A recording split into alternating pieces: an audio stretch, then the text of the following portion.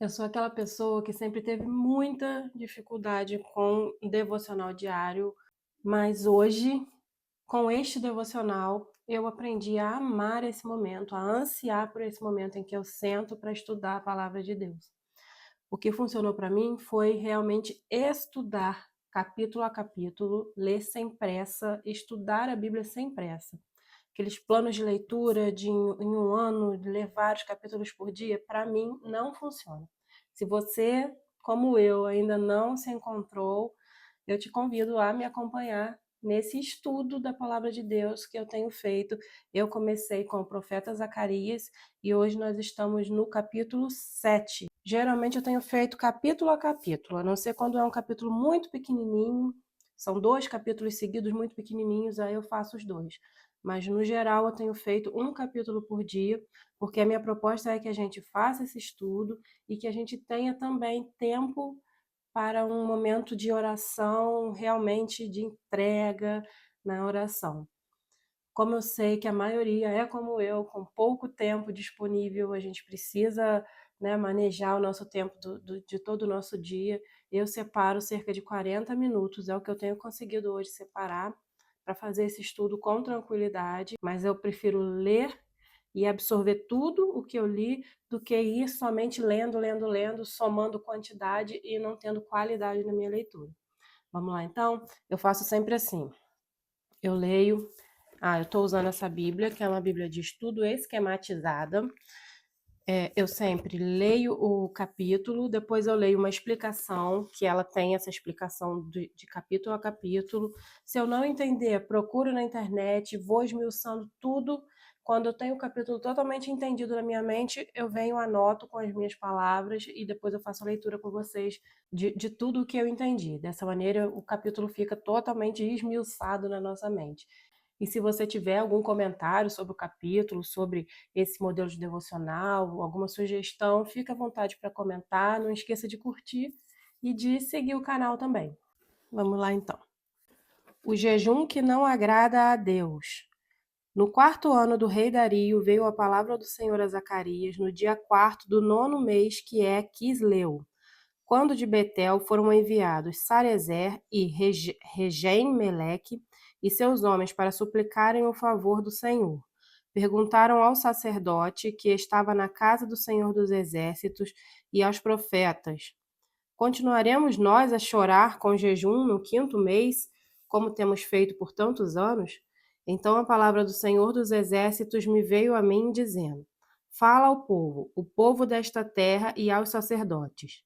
Quando jejuastes e planteastes no 5º e no 7º mês, durante esses 70 anos, acaso foi para mim que jejuastes, com efeito para mim?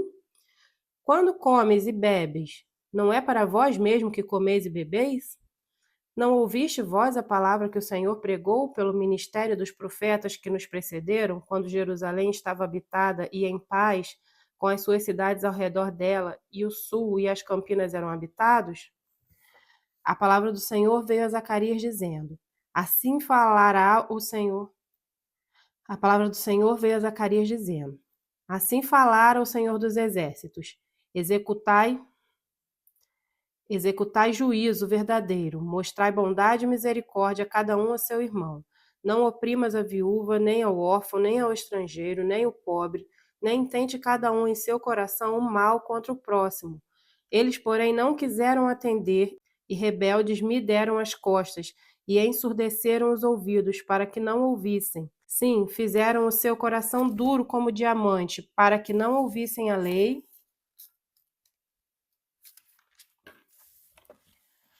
nem as palavras que o Senhor dos Exércitos enviara pelo seu Espírito, mediante os profetas que nos precederam. Daí veio a grande ira do Senhor dos Exércitos, visto que eu clamei e eles não me ouviram. Eles também clamaram e eu não os ouvi, disse o Senhor dos Exércitos. Espalhei-os com um turbilhão por entre todas as nações que eles não conheceram. E a terra foi assolada atrás deles, de sorte que ninguém passava por ela nem voltava, porque da terra desejável fizeram uma desolação. O capítulo não é muito grande, mas o 8 eu achei meio grande. Vamos então à leitura da explicação que a Bíblia nos fornece. Ela diz assim: Quase 2 anos haviam se passado desde que Zacarias recebera as visões noturnas descritas do capítulo 1 até o capítulo 6. Então, as outras, eu entendo que foram em sonhos, né? Foram visões dadas por Deus em sonhos a Zacarias. Capítulo 7, do 2 ao 3. Betel era um centro idólatra em Israel antes do exílio assírio. Está lá em 2 Reis 23, 15 e Amós 5, 5.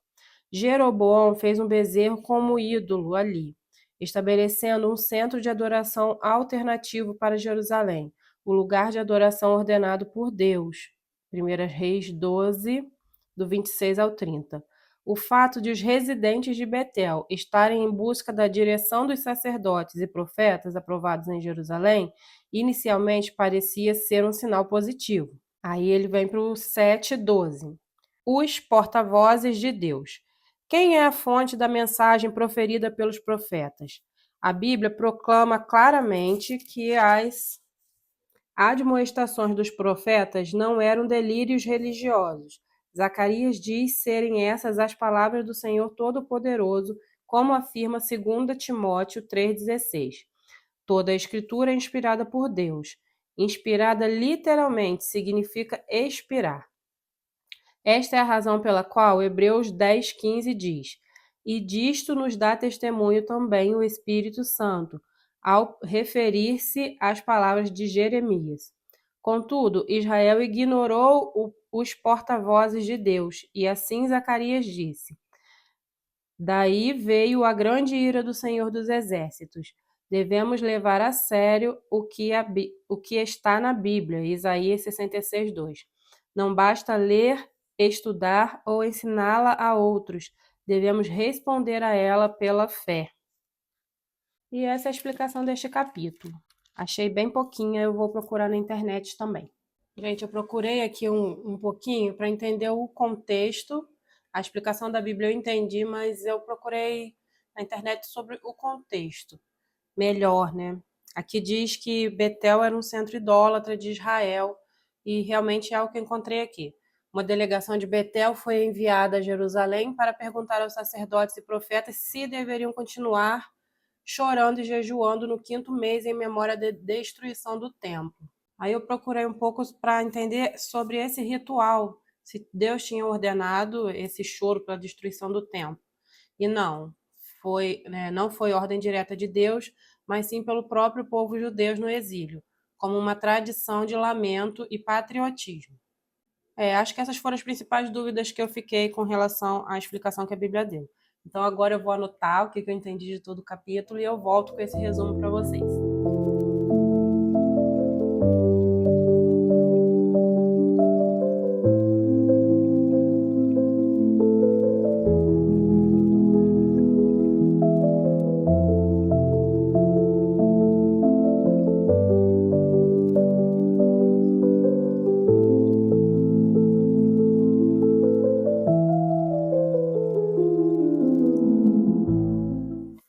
Bom, gente, fiz as minhas anotações. Esse capítulo é bem curtinho.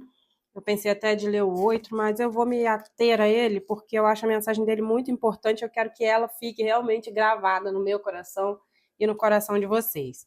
Eu anotei assim. Nesse capítulo, uma delegação vem de Betel até o profeta Zacarias. Betel é um centro idólatra, onde fora construído por Jeroboão um bezerro para adoração. E agora, com a reconstrução do templo, essa comitiva se questiona se deve continuar lamentando pela destruição do antigo templo. Zacarias consulta a Deus, que responde dizendo que realmente ele quer do povo. Está no versículo 9 e 10. Vou ler aqui de novo. Executai juízo verdadeiro, mostrai bondade e misericórdia, cada um a seu irmão. Não oprimais a viúva nem o órfão, nem o estrangeiro, nem o pobre, nem intente cada um em seu coração o mal contra o seu próximo. E diz que todos os rituais que eles cumprem não são de fato para Deus, são para satisfazer seus desejos, para ter a sensação de obrigação cumprida. Para Deus não tem nenhum valor. Deus ainda exorta a que eles deem atenção ao que importa, que é a sua palavra, naquele tempo entregue pelo Espírito de Deus aos profetas e hoje entregue a nós pela própria Bíblia. Não basta apenas ler e entender, é preciso viver. Como eu comecei esse vídeo falando de que o que funcionou para mim foi ler e entender, né, estudar, esmiuçar cada capítulo, Deus hoje vem nos trazer uma palavra dizendo que só isso não basta. Ele ama que a gente leia, que a gente entenda, até porque para a gente saber, né, o que fazer, para a gente ter as instruções, a gente tem que ler e entender todo o texto da Bíblia. Porém, ele vem dizer que não basta isso. No caso, naquele tempo, eles ouviam da boca dos profetas, então eles recebiam a palavra vinda de Deus, mas eles não guardavam isso em seus corações, não tinham prazer em executar a vontade de Deus. E Deus, mais uma vez, repete para ele: o que eu quero é isso, ó, que vocês façam isso, isso, isso. Então não adianta a gente ler, entender, se a gente não colocar em prática. Então, que seja essa hoje nossa disposição, colocar em prática tudo que a gente tem aprendido aqui nesses dias juntos. Tem sido muito enriquecedor para mim, espero para vocês também. E amanhã a gente se encontra de novo.